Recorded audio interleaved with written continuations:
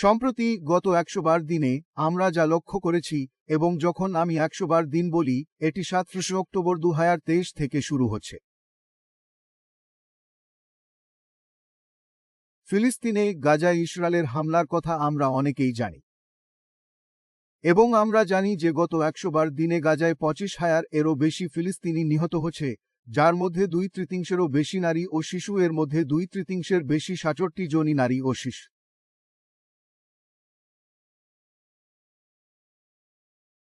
নিরীহ মানুষ। কিন্তু পৃথিবীর ইতিহাসে এই প্রথম কোনো গণহত্যা চলছে, এবং সেই গণহত্যা সামাজিক যোগাযোগ মাধ্যমে সরাসরি সম্প্রচার করা হচ্ছে।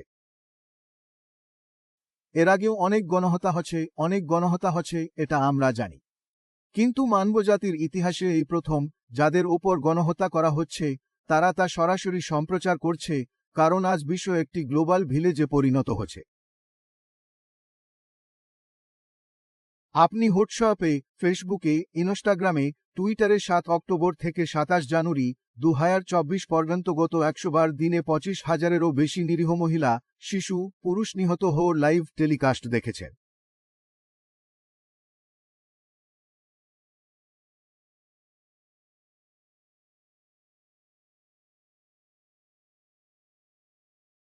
আর যখন আমরা বিবৃতিগুলো দেখি, বিবৃতি শুনি, তখন হৃদয় কেঁদে ওঠে, এবং এগুলো আজ উদাহরণ।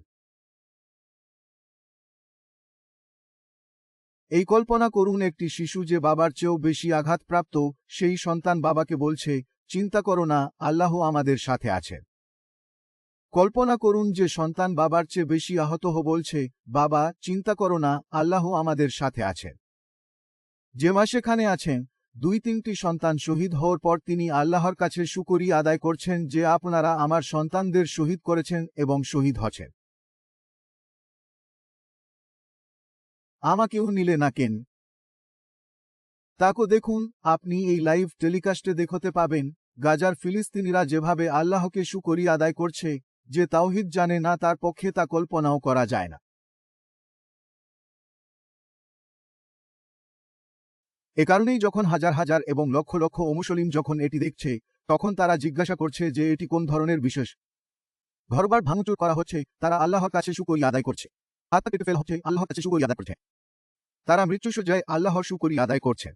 মানুষ শহীদ হচ্ছে, নিহত হচ্ছে, স্বজনরা আল্লাহর কাছে শুকরিয়া আদায় করছে। এটা কোন ধরনের বিশেষ? এটা কোন ধরনের ঈমান? অধিকাংশ মানুষই আল্লাহর কাছে ফরিদ করবে। তারা আল্লাহর শুকরিয়া আদায় করে, কারণ একটাই, তাওহীদের কারণে। তারা জানে যে এ জীবন পরকালের জন্য একটি পরীক্ষা।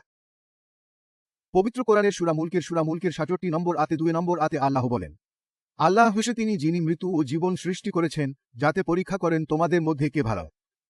দাবভাষ্যে দ্বারা চালিত। যে ব্যক্তি মৃত্যুকে ভয় করতে পারে না, সেই আল্লাহকে ভয় করে। যে ব্যক্তি আল্লাহকে ভয় করে, সে অন্য কিছুকে ভয় পাবে না। ইবনে কাইয়িম বলেন, যে ব্যক্তি আল্লাহকে ভয় করে, সে অন্য কিছুকে ভয় করবে না। যে ব্যক্তি আল্লাহকে ভয় করে না, সে সবকিছুকে এবং সবকিছুকে ভয় করবে। যদি তোমরা আল্লাহকে ভয় না কর, দারিদ্র্যকে ভয় করো, জীবনের ভয় হতে পারে, মৃত্যুকে ভয় করো, এ ব্যাপারে ভয় পেতে পারো, যে কোনো কিছুকে ভয় করো। কিন্তু যদি তোমরা একমাত্র আল্লাহকে ভয় কর, একাই গুরুত্বপূর্ণ। যদি তোমরা আল্লাহ ও অন্য কিছুকে ভয় কর, তবে তা অংশীদারিত্ব, শিরক। সুতরাং যদি তোমরা একমাত্র আল্লাহকে ভয় কর, তবে কোন কিছুরই ভয় নেই। বন্যা বা ভূমিকম্পের ভয় পাও যেমন হারাম নয়, তেমনি হারাম নয়। কিন্তু যদি তুমি একমাত্র আল্লাহকে ভয় কর, তবে এসব বিপদাপদে কখনো ভয় পাবে না। আপনি শুধু বলবেন আলহামদুলিল্লাহ। প্রকৃত মুমিন ব্যবসায় কিছু মুনাফা হলে তিনি বলেন আলহামদুলিল্লাহ। তিনি বলেন যদি কিছু ক্ষতি হয় আলহামদুলিল্লাহ। আল্লাহর কাছে শুকরিয়া আদায় করে লাভ, ক্ষতি আল্লাহর শুকরিয়া আদায়, মাত্র দোষ, ক্ষতি আরও হতে পারত। তাই আপনি যখন এই ফিলিস্তিনিদের, গাজার জনগণকে দেখেন, তারা আমাদের হৃদয়ে অশ্রুতে ভরে যায়। আর বিশ্বাস করুন, এই পরীক্ষায় আল্লাহ তাআলা পূর্ণ মুসলিম উম্মাহর পরীক্ষা নিচ্ছেন। ফিলিস্তিনিরা, বিশেষ করে গাজার, তারা ফার্দে কিফা করছে। তারা ইসলামের তৃতীয় পবিত্রতম স্থান মসজিদুল আকসা রক্ষা করছে। তারা ফার্দে কিফা করছে। যদি তারা সেখানে না থাকত, তবে এটি ফার্দ আনাস্তাগো হতো।